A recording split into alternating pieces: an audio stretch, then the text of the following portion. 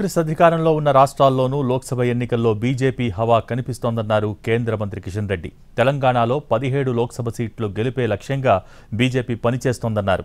బీఆర్ఎస్తో తెలంగాణ ప్రజలకు జరిగే మేలు లేదన్నారాయన. రాష్ట్రంలో కాంగ్రెస్కు 3-4 ఎంపీసీనే వస్తాయని జోస్యం చెప్పారు కిషన్ రెడ్డి. తెలంగాణలో 17 సీట్లు గెలవాలనేటువంటి లక్ష్యంతో ఉన్నాం. సానుకూలమైనటువంటి వాతావరణం ఉంది. ఒక సీటు టీఆర్ఎస్ కొట్టి రాకపోయినా తెలంగాణకు వచ్చే నష్టం కూడా లేదు. హిమాచల్ ప్రదేశ్లో 4 సీట్లు బీజేపీ గెలవబోతాం. అధికారంలో ఉన్నటువంటి హిమాచల్ ప్రదేశ్లో కూడా 1 సీటు ఈరోజు కాంగ్రెస్ పార్టీకి రాదు.